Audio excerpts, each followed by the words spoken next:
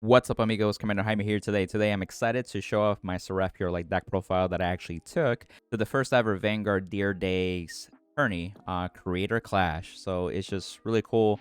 We actually had a decent number of content creators being able to participate in a tournament style, or more competitive for a cash pool as well. With Dear Days. And so this is specifically the Steam version. So if you have a PC, this would be this version too. And I gotta say, it's a whole new experience. And so what I'm gonna do with this video first is the deck list, talk about the mindset with it, and also some changes that I will do moving forward, and also the metagame changing later on. And then lastly, talk about my experience with the whole event too, so you guys get a glimpse of that too as well. So let's get right into it. Also, I've become an official METAFY coach for Cardfight Vanguard, and so if you ever want to get one-on-one time with me to help your skill level, go ahead and book a session with me. I can help with premium format, standard, or even clans like Force and many others, and even YouTube as well. I just want to help fellow amigos and make an impact within the community itself. If you have any questions, feel free to shoot me a message too. You can use the link down below in the description to book your session as well. So right off the back with the winning image with Seraph Pure Light, it's no different than it is before. It uses the prison mechanic so that we can actually control our opponent's resources, whether it be rear guards and also their usage of their CB, their Soul Blast, which can limit their abilities to do their turns as well.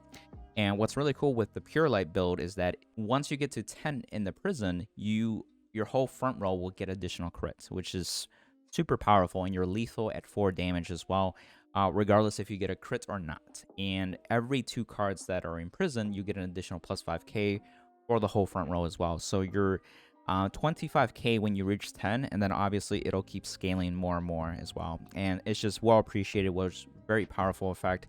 It is a 3 attack deck right now currently, with this build too in Dear Days too, because there's only so much support in the game too as well. So just keep that in mind as well. And with the deck itself, let me go back to this field. As you can see the deck. The main thing that I want to talk about is some of the things that seem like, okay, why did you play these cards versus the other cards or something that can change from player to player? Because obviously you're going to play for Pure Light. That's a given. You want to make sure you see it. Your ride line is still the same. One of the things that I tried doing was the Ava starter, but it doesn't do anything because the game actually chooses who goes first, mulligans first, and then you flip the starter. So there's no like control of if they mulligan differently because they saw your starter, right? So it really doesn't do anything. So the starter doesn't matter is what I'm saying. But it was just, you know, something funny. It's like, oh, we're having an Eva matchup, and the answer was no, it's Pure Light actually. So the core essence of this, we have Cuss Springs. These are units that can actually prison from outside of the rear guard circles. This does the hand, for example, and it draws your opponent draws a card as well. And you also got the promo like Macrorite, which prisons from the top of the opponent's deck, which also takes from deck. And over time too, it's easy to speed up deck out for certain matchups too, which can drag on too. So another win con for this deck is literally decking your opponent out with cards like that too. But these cards are mainly there to help guarantee that, hey, if I see this card, I'm going to increase my prison count by 1 at least, right? Because there is a limitation on certain units such as your grade 3 where it can only prison rear guards. And if they clear the field, or maybe they don't have enough rear guards to actually prison that makes it worthwhile, it can limit your prison count. And especially once you get to the grade 4 turn, which can suck. So the other thing to keep in mind with that is that I wanted to play cards that help with prisoning units, but also have some shield value. What I noticed with playing Pure Light is sometimes it struggles against having enough shield to survive a turn to do the following turn to finish it. And so you may come up short, and that's why cards like Agra Rouge are very helpful. So when you have 2 or more prison units, it gets plus 5k, so it's a beater, and it's also an additional 10k shield, which in total is a 15k shield in like just helping just guarding easy attacks that don't hit 28k. And once you hit, opponents will try to hit 28k to start demanding a lot easier for 2 cards. And you can use this card like to intercept with, and another grade 2 that can intercept with and actually guard easily that way too. So that way your following turn you can call other grade 2s that can proc because all your grade 2s are on place, you know? So that's always something to think about. And they may not even expect this as an additional card to have shield value from. And this card over here specifically, some of you may have not seen this in a while, and the thing with Deer Days is that you're grinding first to unlock packs to get the cards that you actually care about and need and want to play. So it was cool building this from the starter deck build to what it is now, obviously. But it made me appreciate this card a little more because it also prisons from the hand. It doesn't have a reliance on the rearguard circle too. So this is another card that helped. And so instead of playing 4 Aqua Rouge, I was able to play this and then 3 Aqua Rouge. And what's really cool is that it also gives power to any of your units, and it might break that threshold that you need to finish that turn. And since it prisons from hand, this one actually takes it. And it's not like Cuff Spring, where Cuff Spring's like, hey, they prison one and they draw one. No, they're losing a card literally this turn.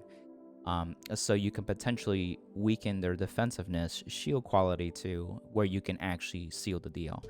I think most of us have realized that Standard is still a game where if you have that extra card, it actually makes a big difference too.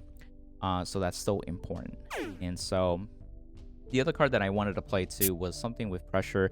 I thought of Turquoise, and I'm actually going to talk a little more after that why I would switch back to Turquoise, but this was a card that was free. This has to hit something, whether it be in a rear guard, or if they guarded something, whether they're protecting the Vanguard to prevent damage, or maybe they guarded against a unit because they didn't want it prisoned, that retired Guardian is going to be prisoned, and it's an auto. So if they guard it with multiple cards, it actually applies for each of them too. So if they guard it with 3 cards, for example, to survive a Vanguard attack, or an attack from this that could be lethal to the Vanguard, those cards will be binded or prisoned. This is the premium in me. But anyway, it was just free. It's either you're taking a damage or you're putting cards into the prison that way, right? This also kind of leads into the rest of the build, and as you can see, we're still playing Shovel Stud. Shovel Stud is always useful. Not only that it prisons units, but it gives you a draw once you have 3 or more that are in the prison. Super helpful because you need to generate advantage and keep up with it. Another card that also helped with that was the Gleamer, and there are players that don't play Gleamer and some that do, and I get why they don't. In theory, when you read this card is really good. It gets plus 5k when you're on Seraph, so it's a 13k booster, mixed numbers with your 10k grade 2s, such as 23k mark. It's a 13k attacker if you needed to just attack with it, and when it's placed from hand, if you have 3 or more prison units, you can actually call another one from deck, and it deckthins. It helps build up columns on your 2 rearguard columns, because typically the Vanguard doesn't need to be guarded as boosted as much. It's more standalone, but your rearguard columns need to be making those numbers because you also want to attack with Vanguard first, so you can take advantage of front triggers, critical triggers, the Brant Gate over trigger, just the nature of the deck itself. And that's why I feel like Gleamer shines in that. Now, in practice, what can happen sometimes, you end up soul charging this with the prison card. Then when you activate it on turn 1, you may damage check it, you may draw into it, and so by the time you can resolve 1, you're out of Gleamer, surprisingly. And it may seem crazy, especially if you're playing 4. I've actually tried 3 before, and for that very reason, I bumped it up to 4. And it's been less of that, and I think in the tournament it happened at least once or twice where my Gleamers were out of deck, essentially. And so by the time I called 1, I couldn't benefit from the Superior Call, but at least it's a 13k booster or a hitter that I need at that turn. So it's a pro or cons. That's why you see some players not play this card. But in this build, I wanted to maximize to not having to drop so much hand advantage to commit to a field. And also this helps like decked in a little bit. So I always appreciate it, which makes the opponent kind of like scared. It's scary when a Brant Gate deck in decked in, knowing that it has crits and the over trigger coming. The reason too is because, again, if you don't know, for whatever reason, the Brant Gate trigger doubles the attack power and the critical of all your front row units. So if your opponents, let's say Seraph, your units are crit 2, this will make them crit 4. If you rip the crit, that's also another thing that could get multiplied times 2 after that too. So it stacks in that sense. Very powerful over trigger, right? And so with also the mindset of having enough shield value, we have the front triggers. So 2 reasons for the front triggers. Once I get my opponent to 4 damage, you're lethal. You don't necessarily need a crit to hit 6 damage. Yes, they can also heal out of it too, but the chances for that are low. but I wanted to where like if the Vanguard's going to also attack first and apply a lot of pressure, I feel the front would be better because you power up both rearguard columns that are also already additionally critted, right? So at that point, you're at a very good spot, and if they're barely surviving, you want to make sure that you also survive their following turn. So this is a 20k guard at that point too. So it saves you a little bit of shield value too, and just have better chances of surviving, so you can seal the deal if you need to the following turn as well. And I only just played 3 as well because I wanted to make sure that I still had crit pressure. I still play 4 crits. Some people may be wondering like, why 4 draw? And I took this inspiration months ago with Different Fight when he did his build. It's so imperative to get your grade 4 Seraph, because if you don't ride it on the right time when you need it, especially turn 4 and moving forward, your deck doesn't do much. And it kind of relies also with that. You can only get away so much with the grade 3 Seraph, depending if they're unprisoning their units too as well, because you can only do so much. That's what's so powerful about Pure Light, is because again, if you don't know, when you place it, you can actually bind 2 from their soul, 2 from their hand, and then 2 from their rearguards. So you can really up the prison count by 6 cards easily, if not maybe 4, to just depending if they were able to be smart about their resources to kind of removing rearguards from their field, or maybe emptying their soul, things of that nature. You're typically prisoning at least 3+ cards for the most part too. So with that being said, also I guess the elephant in the room is this card, Elementria. So I've been playing a lot of premium and also decks that are just grade 3. So for example, Zorga, Flagberg, Ava, you name it, right? This doesn't work if your Vanguard is on grade 4. So on Pure Light, this is useless. This actually cost me one of my games in Swiss rounds against Ride My Avatar. I'll have that video up too as well in this following week too, so you guys can see when it happened. So when you're grade 3 or less, this card is only live. And if you say you're grade 3, like you refuse to ride to grade 4, you can still use this card. And why would you do that is, you know, one of the questions is because sometimes they may damage deny you. So then you can get your Seraph Pure Light off when you ride. So you might as well just stay on the grade 3 and prolong another turn that way, since they damage deny you. So that actually came up against my top 8 with Machina Blau. We had a mirror match too, and so it's just a prison mirror match that lasted over an hour. That's also going to be in the channel too. And so a couple things, I guess the last thing that I'll say before I change gears is the heal trigger, because people always ask like, why did you play this heal versus that? I was expecting restanders like Flagberg, for example. I forgot that Youthberg isn't a thing in Dear Dash just yet because of the limited support when this game came out, or at least nobody played it as much. I don't know if anybody played it actually in Dear Days, this tourney. So it's just like, oh, I could have, you know, probably played the other one that actually was more effective against Gravidia, which gave crits to Vanguard and Rearguard, or maybe like a Zorga or the mirror match, right? So looking back at it, I probably would have changed this for the crit in this case. Just because of the deck limitations. So the cards that I would change for would be Turquoise, and I'll put it on the screen too. So Turquoise, I would probably replace these 2 here that I'm selecting, and maybe revisit the Agra Rouge ratios and maybe the grade 2 order, because my issue with Turquoise at first is because there are retired decks, so they can get rid of it regardless, and I felt like that was kind of useless, because if you can up your count imprisoned, right, it would be better in your benefit. And especially if you're on Pure Light already, then you just get stronger.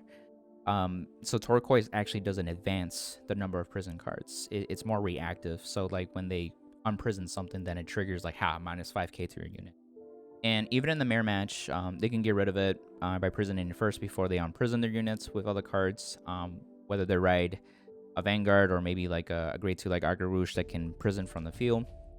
You got other decks that can retire and bind. Ava, for example, has the order card that they can actually bind one of your units, so you can get rid of it too. So it's just like, why am I bothering to play this? It's Turquoise, all right?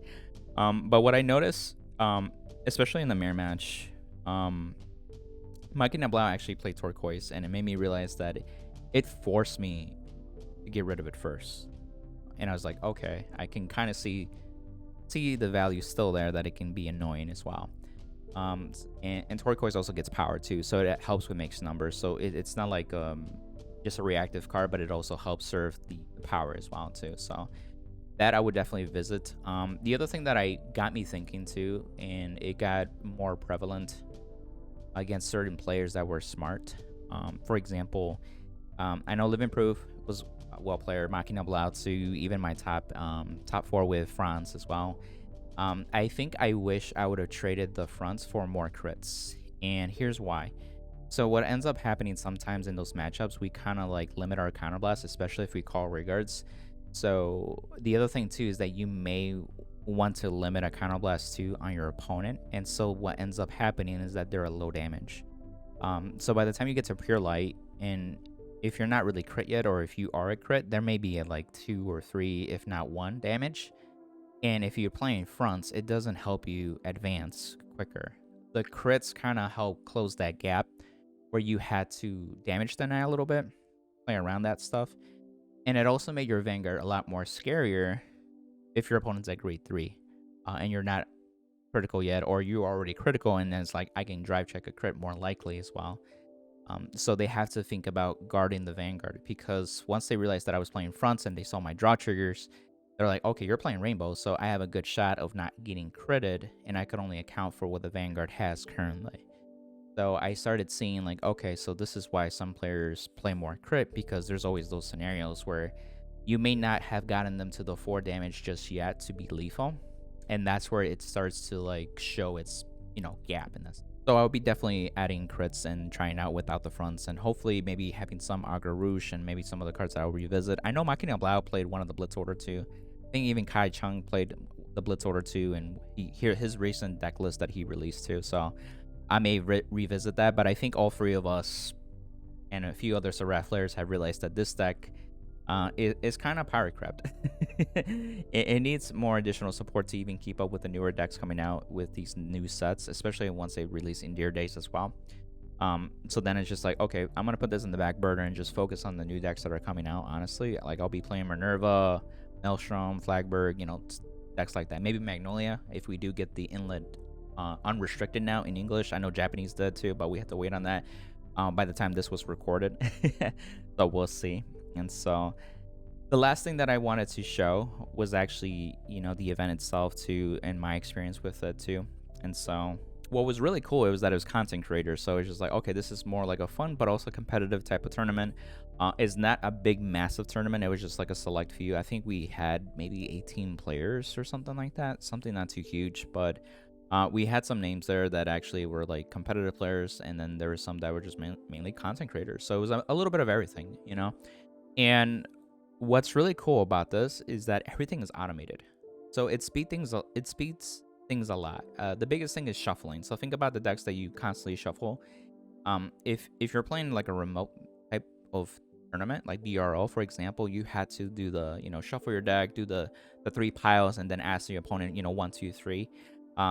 And if you're constantly shuffling your deck, that adds up over time. It kind of gets annoying, right? Especially if you're a deck that actually goes into your deck often. And that actually adds up the time on both players too. Not only that, but when you finish a game, or starting a game, you have to make sure you shuffle. Your opponent also has to see, you know, 1 2 3. That also takes some time, you know. And then in top 8, it was best 2 out of 3. So that meant that we had to play potentially 3 games, and then that would add it to it onto that as well. But with it being automated, it just made things a lot easier. The other thing that I really appreciated was that it was just crisp. Like the visuals are really well done in Endear Days, like super phenomenal, great for content, like for real. Like you can just record your screen, have yourselves on a Discord call to capture your mics. You can have like an overlay if you want to set up in OBS. You're good to go. Like it is probably most seamless experience that can make it like really visually appealing for a viewer too, on top of that as well. So it's just a great platform for just content creation too as well.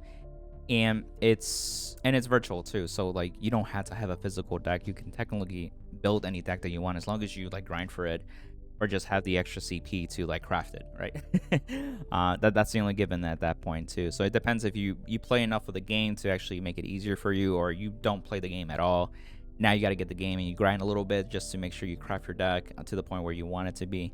So there's that not learning curve, but like that beginning part that you kind of had to get over the hump. But if you're already playing the game for a while, it's not a big deal. I know in my Swiss rounds, my games were pretty quick. I think the most was like maybe 25 minutes to maybe 30 minutes. What's really cool, that's actually pretty fast, because I know in BRO, they're always going into time. I don't know about you, but it felt like it always went into time, regardless if it's standard or premium or B premium, always going went into time. And it went really quick. So Swiss rounds, honestly, were probably done in 2 hours, actually. Like 4 rounds done in 2 hours. Like, that's pretty quick.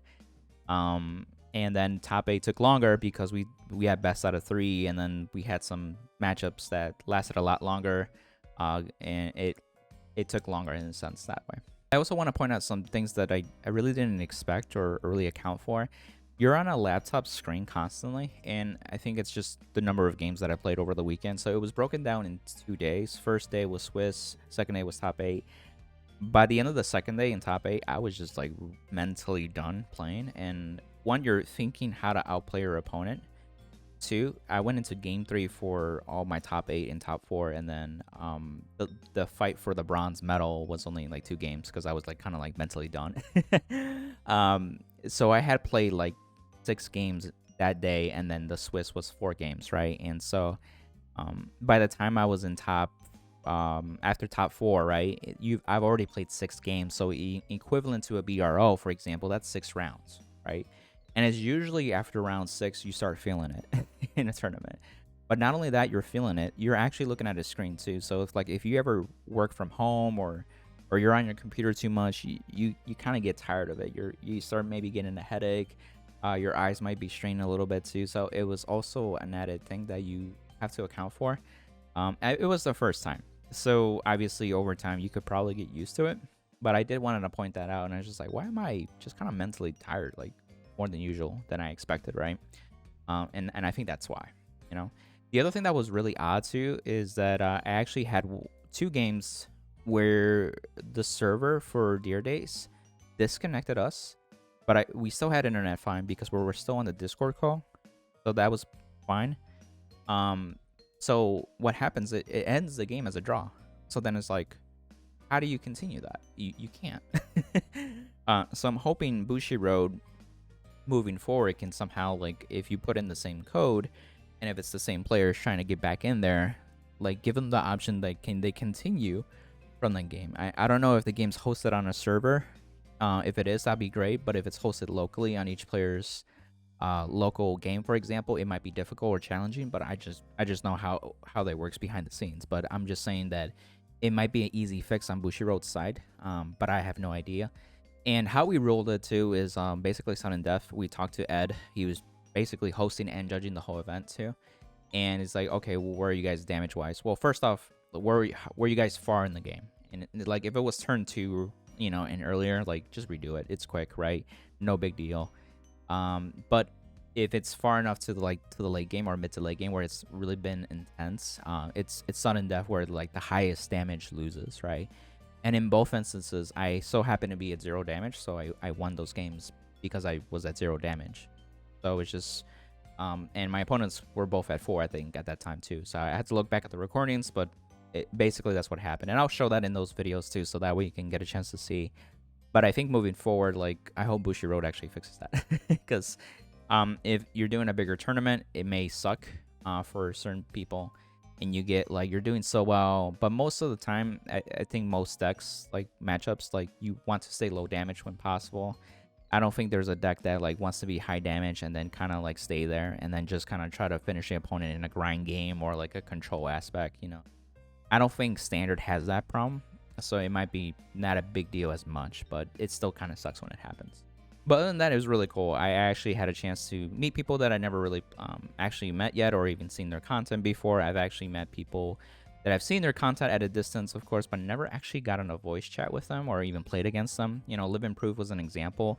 We knew of each other for probably many, many years now, but we've never actually played against each other nor actually got on a call before to actually just chat, you know. You got Rad My Avatar, same thing. I always, you know, recently chatted with him, just DMs before. because of METAFY, because he's a METAFY coach for Digimon now. But we never actually got on a call before, or at least recently. And then there's also like players that I kind of knew at a distance, like Franz, for example. It took me a minute. I'm like, are you Franz? And he's like, yeah. I'm like, oh, okay, cool. And so we've chatted, interacted before, but we've never actually talked on a voice call too. So it's different opportunities. It's like BRL, right? You meet players around the world virtually. It's just an experience. It's different. You're not using CFA. You're not using remote fight with your real cards with the camera setup. That can be good or bad depending on your setup or your opponent's setup, right? But Dear Days is another option to be able to play competitively as well, but also enjoy the game too. And I think this is a really good addition and also a step in the direction for that too. So I definitely promote this. I hope to see more of these. I wouldn't mind to also play these. I feel like these may be quicker, especially if we do a best of one format. So that way you can fit it into your schedule a lot more easier if you're a busy individual. I know that I'm busy sometimes, so it's just like, can I play in this tournament and can I allot that time? And I feel like this is something that I can easily do. And if they do like cash pulls, which they did, there's actually some money that you can win. So that's a little more incentive to actually like win something, right? So that's always cool. And as you can see for the title of the video, I ended up 4th place overall too, which I'm really happy with. This is the first time in a tourney that was, other than locals, I took Pure Light too. So I usually take like a Stokeo deck, but this time like, let me do Branke, you know. This is my guilty pleasure. Why not use it, right? So I'm glad that I did pretty well, and I had a fun as well with a blast. I had a blast basically, and so I look forward to more. So thanks again to Vision, Ed for doing this, and anybody that helped out too behind the scenes. You know, thank you again. And if you want to support the channel, use the affiliate links to get your playmats, accessories, cards. You had an interest in METAFY too. I can help one-on-one players as well too. So to help your chances in success as well. And so into the new year, new you. See you later.